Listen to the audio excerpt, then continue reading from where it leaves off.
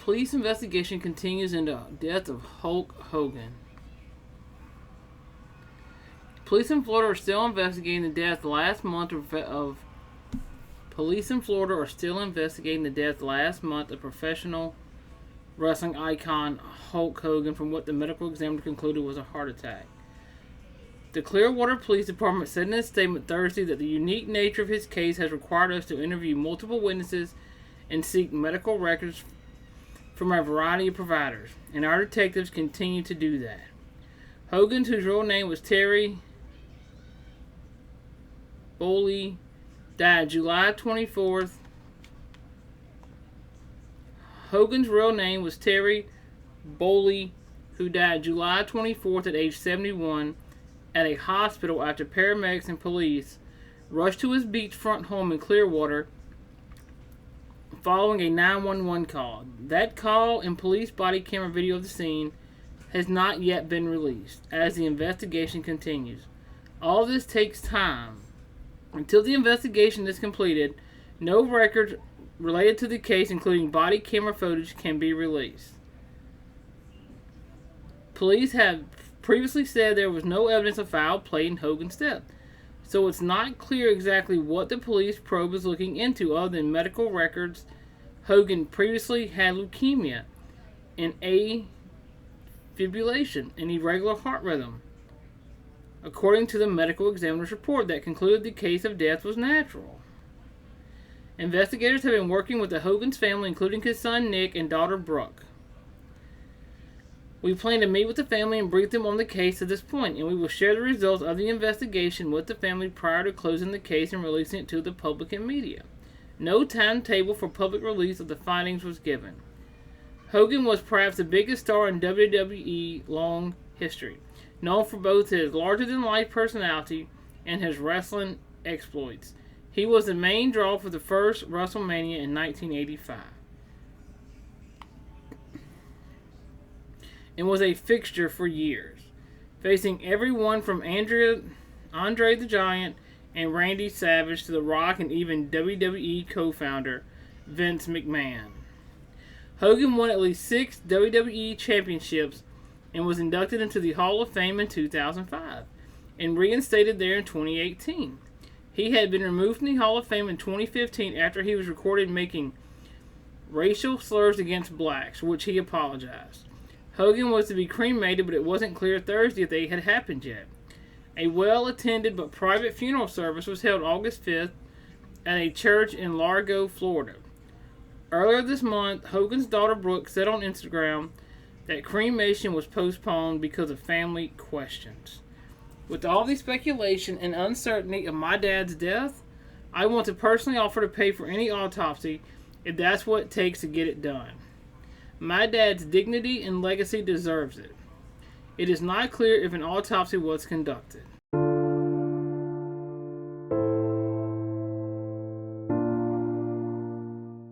So first, according to Hogan's widow, Sky Daly, this is per reporting from TMZ Sports and the New York Post, there may have been a mistake during a recent surgery that contributed to Hulk's death. She seems to claim that his phrenic nerve was, quote, compromised. She also stated that an autopsy had been conducted, but she didn't say what those results are. Actually, it's being reported that an occupational therapist who was apparently at Hulk's house, who was present at Hogan's Clearwater, Florida home when he stopped breathing, told police on the scene that a surgeon severed his phrenic nerve during a recent surgery. Now, this is apparently according to a police report that TMZ says is on, quote, lockdown. So TMZ is indicating that police had conversations about what this therapist allegedly told them, and that is captured on body camera video that hasn't been released. By the way, just so everybody knows, this phrenic nerve, according to the Cleveland Clinic, it is very, very important, and it controls your diaphragm, essentially your ability to breathe. According to TMZ, quote, our sources say Hulk did not have a chest-clenching episode before his passing. Rather, he merely stopped breathing. We're told it was his wife, Sky, who sounded the alarm when his breath halted, and that's when the 911 call was made. Then you go to what Hulk Hogan's estranged daughter, Brooke, has come out and said. Because it's being reported that they hadn't spoken in 2 years. She didn't attend his wedding. She didn't even want to be in his will. She also apparently didn't attend his funeral on August 5th, but chose to honor him privately with her husband and children, although you will see she's trying to correct the record about a couple of things. However, since her father's death, she has been quite vocal. In fact, it's being reported she offered to pay for an autopsy at one point, saying, with all of the speculation and uncertainty of my dad's death, I want to personally offer to pay for an autopsy if that's what it takes to get it done. My dad's dignity and legacy deserves it. And she announced that her father's cremation would actually be delayed because there were questions surrounding the care that he had been receiving, saying, I'm glad to see that my dad has not been cremated and that Sky is waiting because of family questions. Hulk Hogan's death certificate, we have it. It shows that he was supposed to be cremated, and TMZ reports that Sky told them again that an autopsy was conducted, but the results weren't available. And let's actually talk about what she said in a series of recent Instagram posts. Since the media continues to twist the narrative, here's all I know. So stop speculating, stop asking. I've also informed my brother Nick Hogan of all of this information, who is boots on the ground with everything. Fact. I've 100% gotten legit calls from professionals, from police officials to nurses that were supposedly with my dad on the day of his death, telling me I need to see body cam footage and I need to get a hold of the 911 tapes because they supposedly contain information that could potentially shed enough light to change the narrative everyone's been hearing. Those same professionals feel so passionately about what they witnessed, they have continued to contact me and push me to find specific answers to this very day. They are quite literally putting their careers at risk because they feel so compelled to do the right thing. The short of it is, it's all up to my dad's wife and I have zero control. I cannot do anything. My hands are tied and I have no say in anything regarding my dad, even as his daughter. Those are the rules as I've been told. I do not have any information on if or when he is being cremated. Could have been right after he died, could be tomorrow, I do not know. I have been told by my brother that there will be an autopsy. I do not know who will be performing the autopsy. Any information I receive from an autopsy, if one happens, whether I believe it or not, I will be keeping private out of respect for my father. I do not have answers as to if the officials who have contacted me about what they witnessed relayed this information to the medical examiner's office. And if they did, I do not know why it wasn't taken into consideration. All body cam footage and 911 dispatch calls are not available via the Freedom of Information Act. It's all on lockdown. I do not know why. Do I question his general physician signing off on his death certificate, given his background, which is available for anyone to see via a simple Google search? You can answer that one for yourself. I have to trust that my brother is doing his best to get answers. At the end of the day, answers would be great, but none of it brings my dad back, and my hands are tied. So please stop misquoting, speculating, and asking me if I know anything. I cannot get any information. I know you think I could, being his blood, but I can't. We are already dealing with enough. I will not be talking about this mystery anymore. Now, by the way, we have a copy of that death certificate. It was issued July 31st. Has information about the date of death, the name, all that. It does say that the method of disposition is cremation, and the place of cremation is the Bay Area Crematory, Clearwater, Florida. Now, Sky, again, his wife, his widow, spoken out on Instagram too. Quote, Terry chose cremation knowing this physical life is temporary and his heavenly body eternal. He has not yet been cremated, as our family is making sure every question about his medical care is answered first. Once we have that peace of mind, we will honor his wish and fulfill it with love and respect. From Clearwater Police, from the police department. This is actually from Rob Shaw, the public information officer of the Clearwater Police Department of Sentinel Law and Crime, and it reads, the Clearwater Police Department continues its investigation into the July 24 death of Terry Bollea, also known as Hulk Hogan. We have been in communication with family members, including his son Nick and daughter Brooke. The unique nature of this case has required us to interview multiple witnesses and seek medical records from a variety of providers, and our detectives continue to do that. All of this takes time. The Hogan family has been appreciative of our efforts and our communication with them. Until the investigation is completed, no records related to the case, including body camera footage, can be released. That is police department policy in every case. We plan to meet with the family and brief them on the case to this point, and we will share the results of the investigation with the family prior to closing the case and releasing it to the public and media. Trial attorney Aaliyah Roberts to talk more about this. Aaliyah, great to see you. Thank you so much for taking the time. Can we start with the police statement? Seems, just as it has been revealed by the police, that they might be trying to do their best to be politically correct, but it seems that there's something foul amiss. I have questions as to why the occupational therapist was at the home on the day of Hulk Hogan's death, and if he was interviewed and the police have that body camera footage, why the family has not seen the footage yet. Do you think there's a connection between that? Like, we have to speak to witnesses, we have to look at medical records. Do you think it's linked up to that allegation of something that happened at a surgery? It's possible. I think that obviously the medical records will tell you what did or did not happen, whatever history, his medical history that he has. Obviously, he was dealing with AFib or atrial fibrillation. He had that prior surgery. But as far as his actual phrenic nerve being compromised, I'm unsure. But regarding the actual police statements, I think that the police should have let the family see whatever conversations were had with the occupational therapist. But that's typically how it works in an investigation, right? They're not going to let us know what's happening.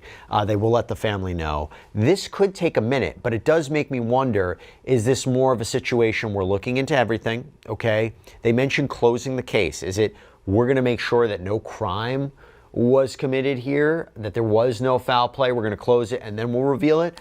Or is there something else going on? That's what it seems like, right? Because usually if there's a medical malpractice issue, if you're filing a claim for medical malpractice, the police wouldn't investigate. The police would not investigate that. That's when you go to an attorney. The attorney who specializes in medical malpractice will get the records, review the records, determine whether or not there's been any foul play or the standard of care has not been met, the medical standard of care. So the police being involved, of course, gives me a huge, woo, woo, woo, for lack of a better word, and a red flag as far as why are they there and why are they involved if it was just medical malpractice.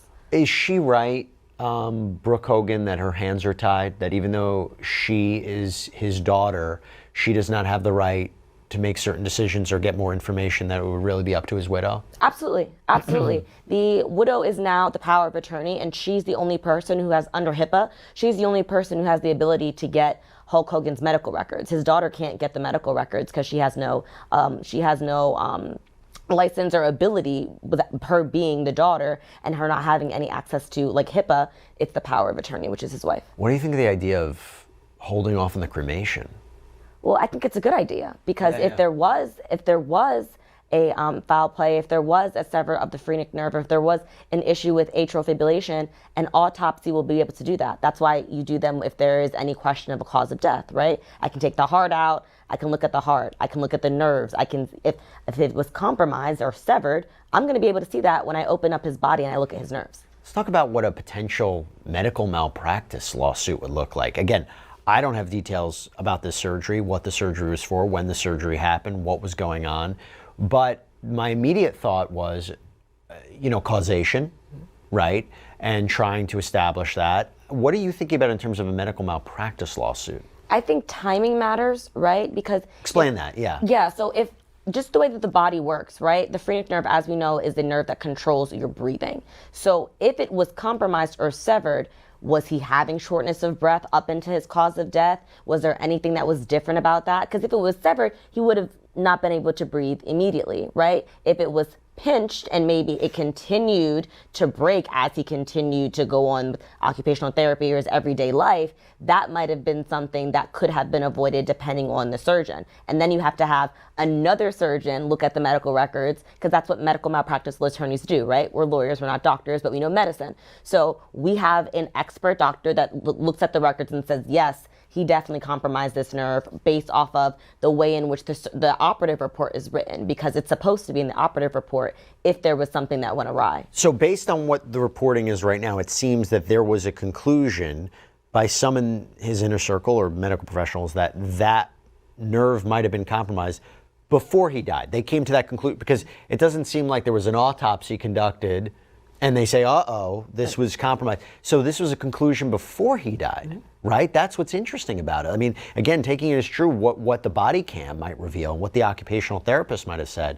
Was it a situation where he was in a bad state, or does it happen sudden? This is what's so strange about it. Right, and I think that's what we talk about with timing, right? Timing matters, because if something like this happens, like where it's severed or compromised, there's a difference between I've nicked this nerve and I've completely cut it, right? I've completely snipped it. That's why I say, like, if it was a nick versus like an actual severed, he wouldn't have been able to breathe at all and he wouldn't have come back from anesthesia at all, right? But if it was just even a little pinch, right? Even I slice it just a hair, and then you continue to go on with your everyday life. Now you're moving and your neck is moving, your body is moving, you're getting up, you're getting down, you're going on with everyday life. And if there was any type of shortness of breath or any type of issues that could have been associated with his atrial fibrillation, because sometimes you have shortness of breath with AFib. So maybe if he was having that, maybe his wife, who's not a medical professional, thought, oh, it's just the AFib, we'll take your medicine and continue on doing what we're doing. What did you make of Brooke Hogan's statement? I mean, on one hand, it's such a heart-wrenching situation for the family to be dealing with.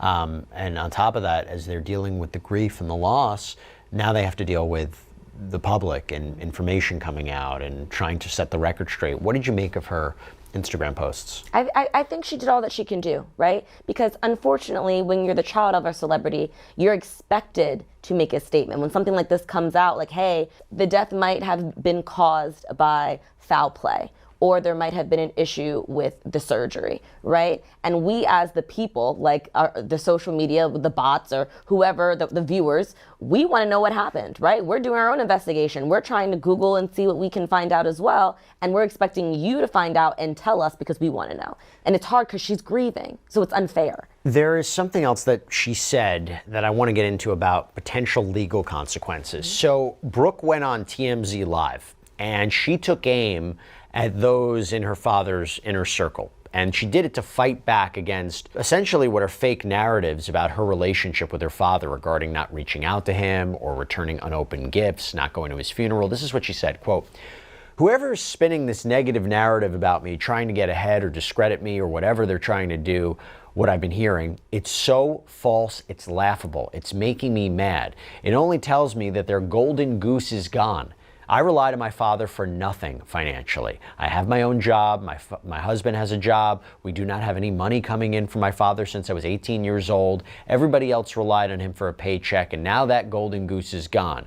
So I don't know if I'm their emotional, guilty punching bag or if they're afraid of what I know, because I know a lot that I don't talk about. I know a lot. It's pathetic and it's disgusting, to be honest. And I don't really know who's spinning these things, but one of the things was Hulk sent gifts that Brooke returned. Let me tell you something, brother, no pun intended. My dad was not one to put things in a box and tape it up and take it to UPS. My dad sent flowers. That was his thing. Nick and Tanya sent us beautiful little baby gifts when our kids were born. They had our address. No gifts came here. No flowers came here. And you can't return flowers."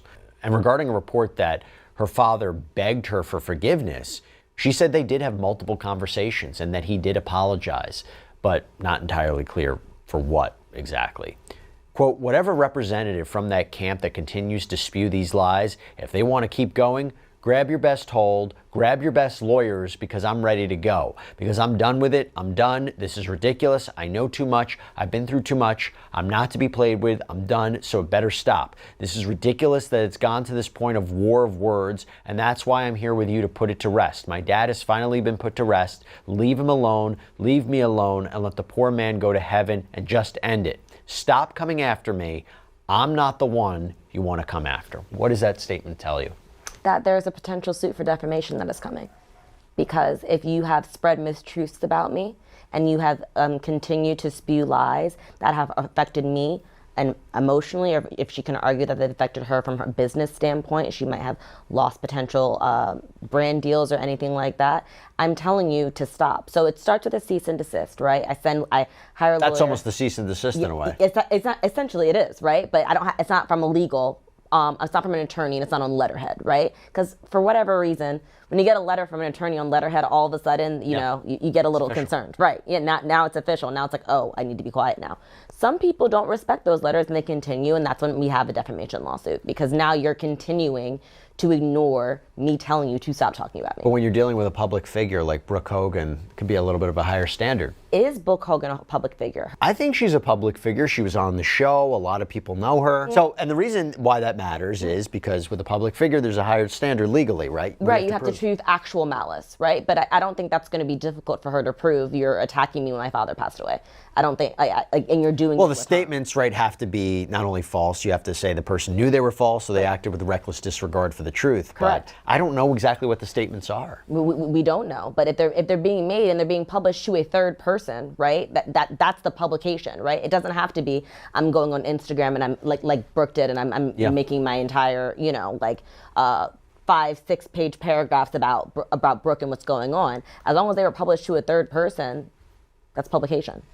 Interesting. Yeah. I don't know. We're going to keep a careful eye on this. It was interesting. We weren't even sure we wanted to talk about it until there was something new that was going on. But with the police statement, with Brooke's statement, with this idea of a compromised nerve, how can we not address what's happening here? I'm very interested to see the police involvement, because once the police start doing an investigation, that means that something is going on. Something is going on.